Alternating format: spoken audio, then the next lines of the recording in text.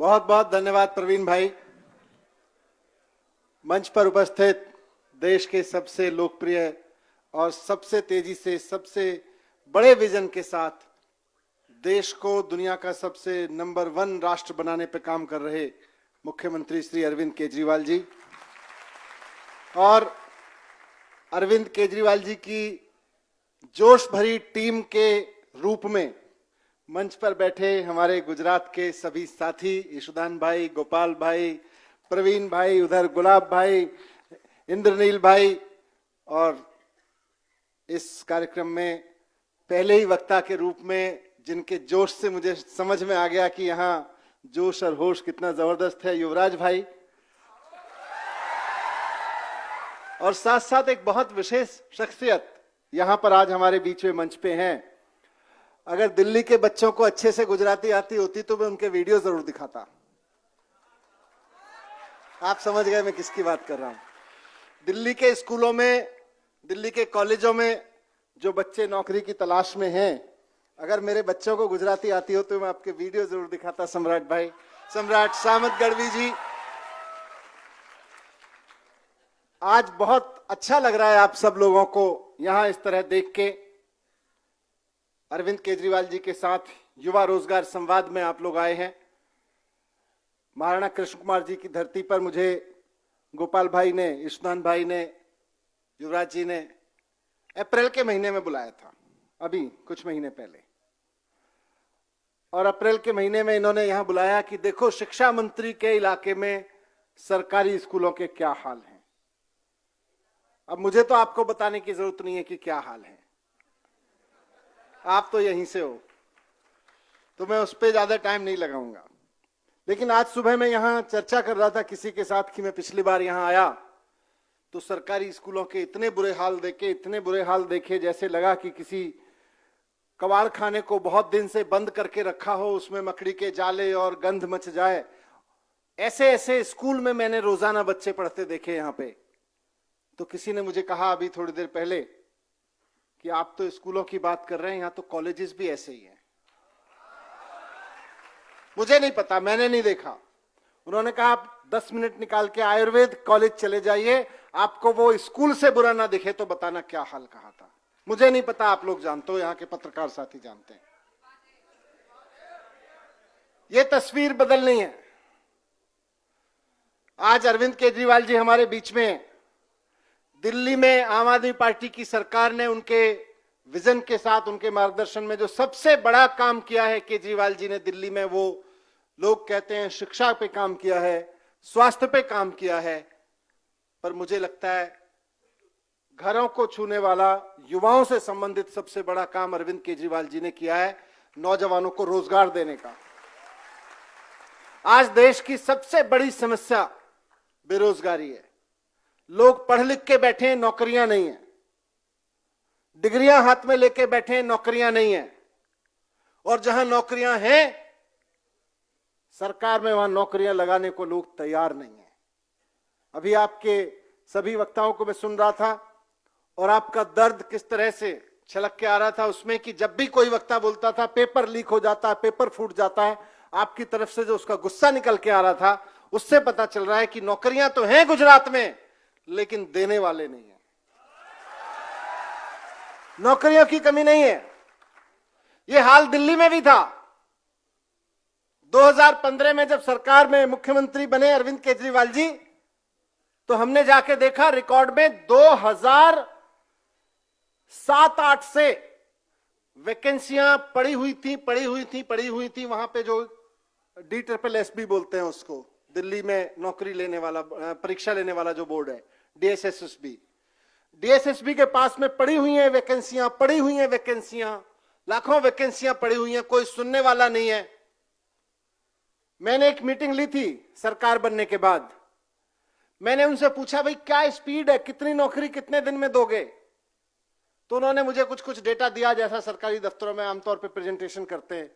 मैंने आपकी समझ के लिए उनसे एक चीज पूछी, मैं ये जो स्पीड बता रहे हो, मान लो वैसे तो 2007-8 से अभी तक दे नहीं पाए हो एक भी नौकरी, पर मैं मान लिया चलो आगे आपने दे भी दी, ये स्पीड से शुरू भी कर दी, तो जितनी वैकेंसी आपके पास में मौजूदा हैं उनको भरने में कितना टाइम लगेगा मुझे सिंपल मैथमेटिक्स 5वीं क्लास के मैथमेटिक्स के हिसाब से बता दो।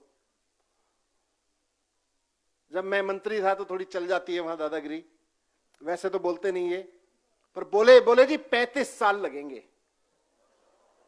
उस वक्त की वैकेंसीज को उस स्पीड से भरने में 35 साल लगेंगे। लेकिन केजरीवाल जी ने कमान संभाली, उसके बाद में वहां भर्तियां निकलनी शुरू हुई। जो पीड़ा आज गुजरात के नौजवानों की है वही दिल्ली के लोगों की भी पीड़ा थी, और दिल्ली में तो देश भर से लोग अप्लाई करते हैं, वहां के सबके लोगों की पीड़ा थी। क्या होता था? भर्ती निकाली, पेपर लीक हो गया, भर्ती निकाली, पेपर लीक हो गया, भर्ती निकाली, बेचारे ने तैयारी की, लड़के लड़कियां सब तैयारी करते हैं, घर में बता के रखते हैं कोचिंग शानदार चल रही है, तैयारी शानदार चल रही है, 24 घंटे पढ़ाई कर रहे हूं, अब की बार तो लगी जाऊंगा, आप चिंता मत करो। लेकिन जिस दिन परीक्षा देने गए शाम को रोते हुए आए, पेपर लीक हो गया। कितनी बार होता है? आप संयोग देखिए कि दिल्ली में जिस दिन हमने शपथ ली सरकार में, उस दिन भी एक परीक्षा हो रही थी और उस दिन भी पेपर लीक हुआ, लेकिन वो आखिरी पेपर लीक था, उसके बाद पेपर लीक नहीं हुआ। सर ने कहा ऐसी व्यवस्था करो, ऐसी व्यवस्था करो कि उसके बाद पेपर लीक ना हो, और यकीन मानिए ऐसी व्यवस्था की वहां पे दिल्ली सरकार ने कि उस वाले पेपर लीक का मामला होते होते होते जब सर सुप्रीम कोर्ट पहुंचा तो मुझे याद आ रहा है कि सुप्रीम कोर्ट के जस्टिस ने दिल्ली सरकार के स्टैंड को एप्रिशिएट करते हुए कि दिल्ली सरकार ने बहुत सही कदम उठाया है, उनको जेल भिजवाया जो लोग पेपर लीक करवा रहे थे। उस दिन के पेपर लीक वाले, सारा रैकेट खत्म किया पेपर लीक का वहां पे। और आज अरविंद केजरीवाल जी के नेतृत्व में दिल्ली में 2 लाख सरकारी नौकरियां दी जा चुकी हैं। 2 लाख सरकारी नौकरी दी जा चुकी हैं, और साथ साथ 10 लाख प्राइवेट सेक्टर में नौकरी दी जा चुकी है सरकार के इनिशिएटिव से। वैसे तो प्राइवेट सेक्टर में बहुत निकलती रहती हैं नौकरियां, लेकिन सरकार के इनिशिएटिव से, सरकार की पहल से सर ने एक पोर्टल बनवाया और उस पे नौकरी देने वाले और नौकरी लेने वाले दोनों को लाके खड़ा किया, और बहुत क्रेडिबल तरीके से खड़ा किया। तो आज वहां पे नौकरियां ही नौकरियां हैं, दिल्ली के नौजवानों को खूब नौकरियां मिल रही हैं। मैं उम्मीद करता हूं कि गुजरात में भी आज गुजरात के युवा की सबसे बड़ी जरूरत है, और पिछले आधा पौना घंटे से मैं जो देख रहा हूं इस जोश को, इस उम्मीद को यहां पे आपकी आंखों में, आपकी आवाज में, कि नौकरियों की सबसे ज्यादा जरूरत है। नौकरियां हैं, सरकार में भी हैं, प्राइवेट में भी हैं। नौकरियां देने वाले प्राइवेट में तो दे रहे हैं, लेकिन सरकार में उस पर कुंडली मार के बैठे हुए हैं, रैकेट चला रहे हैं, या तो डिसीजन नहीं ले रहे नौकरी देने का, और अगर डिसीजन भी ले रहे हैं तो उनसे दी नहीं जा रही, उनसे फेल हो जा रहे हैं, उनके रैकेट ज्यादा बड़े हो जा रहे हैं पेपर लीक वाले, उनकी सरकार की व्यवस्थाएं खत्म हो जा रही हैं। आपको मैं इतना ही कहूंगा कि मेहनत करिए, जितनी मेहनत आप परीक्षा पे कर रहे हैं उतनी ही मेहनत वैसे लोग लाने पे करिए जो यहां बैठे हैं, जिनमें से हो सकता है कुछ यहां बैठे होंगे जो इस परंपरा को खत्म करें कि अब गुजरात में पेपर लीक नहीं होगा, जो इस परंपरा को खत्म करें कि अब नौकरियां पे कुंडली मार के कोई सरकार नहीं बैठेगी, तुरंत वैकेंसी निकालेगी और तुरंत भर्तियां चालू करेगी। वैसी व्यवस्था के लिए आप काम करें। मैं बस आखिर में आपको यही कहना चाहता हूं कि आपका जोश पिछले पौना घंटा से 1 घंटा से मैं देख रहा हूं, और मुझको यह भी समझ में आ रहा है, मैं पिछली बार जब अप्रैल में आया था इधर तब भी जोश था, लेकिन अब कई 100 गुना, कई 1000 गुना जोश बढ़ चुका है आप लोगों का।